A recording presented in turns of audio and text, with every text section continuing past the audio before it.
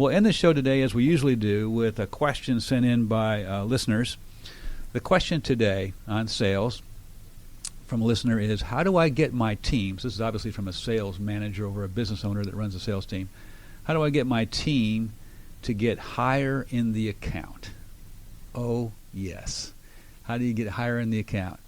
Well, there's a couple things here. One is a mindset, and probably the most important part is the sales professional's mindset, and the second part is just technique. How do you do things a certain way? And there's two different scenarios that we have. One scenario is where maybe there was an inbound lead, and so you end up connecting with someone because of the inbound lead, and that's where you're, that's where you're slotted. Whoever that was that sent in the lead, that's where you start, and you end up kind of getting stuck there if they're not high enough in the organization. The other one is when you maybe are proactive and you do call high in the account, but then you get what I call shunted down. So the CEO says, hey, Al, I think we're interested, but I've got someone who does that for me. I want you to call her, whatever. So you get shunted down to the person below the higher ranking person. I want to talk first about the mindset here, because the mindset really rules it all. Most of the time when sales professionals are not calling high enough in an account, it's not because they don't have, the database information to call high enough. It's because they don't feel they belong in, I always tell my clients, you have every right to be in the CEO's office at Coca-Cola. You should walk in there and be confident because you've got something that person needs. They just don't know it yet. But somehow the mindset is, knees shaking, this person's probably too busy to see me, won't give me the time of day, and then the voice gets weak and the demeanor gets weak, and then the sales call just blows up. And it's all because of the mindset. We have to have this adult-to-adult mindset that says, I belong. This person needs what I got. They just don't know it yet. I got one colleague who teaches his clients that that person's got my money and I want it. That's their mindset going in when they're prospecting. And it probably sounds a little crass just saying it that way, but the mindset is a whole lot different than how you say things and what you say. And mindset has to be so strong. And if it's not, that's one of the main reasons people contact me in the first place, is because they lack confidence, or they're just not sure that they can call high enough, and those conceptual roadblocks are huge, and we work hard on those. But on the technique side, the two different scenarios, you're either slotted there because of an inbound lead, or you get shunted down when you're proactive. The whole point of that is that you've got to have leverage to go back up.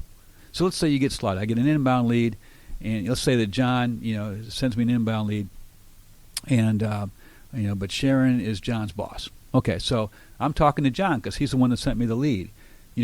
I've got to ask questions of John, like, John, how do you all go about making a decision like this? Who all gets involved? Or John, who do you involve in this process? Or who do you run it by? And so questions like that help me understand, the buying process that company has, and maybe the level of authority that John has vis-a-vis someone else. It's pretty common in large corporate structures for, the VP level can approve up to $50,000, and then the senior vice president level can approve up to $150,000 or whatever. They have those different slots, and you have to know what they are. And how do you know? You ask. You simply ask. But you don't ask John in a way that makes him sound like he's just a pawn, right? Hey, John, obviously you don't make this decision. Who you got to get it approved by? You don't say that, right? You don't say that. So you say, John, who else do you involve when you make a decision like this? And that's a much easier way to do it. Makes John feel like he's just as important as anybody. By the way, which he is, right? Because he could easily not let me get to Sharon, very easily.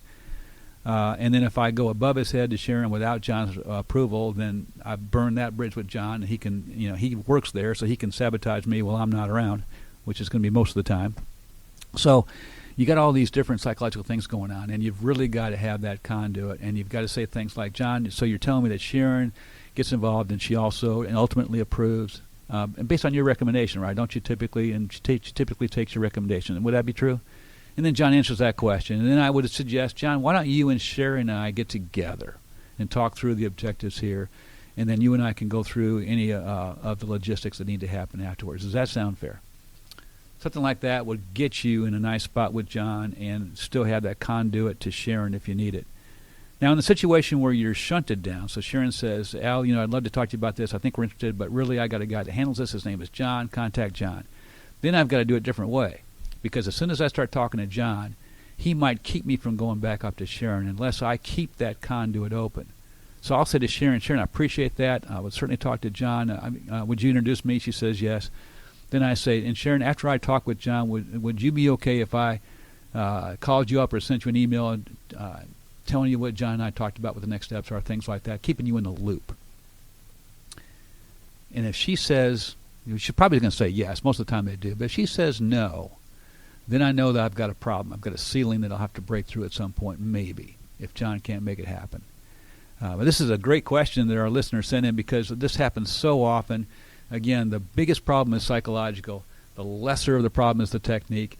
We work on both. So if you're having this issue, give me a call. Al Simon at Sandler Training. Our number is 770-622-7000.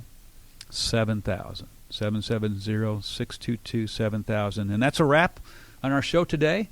Simon Says Let's Talk Business on Business RadioX.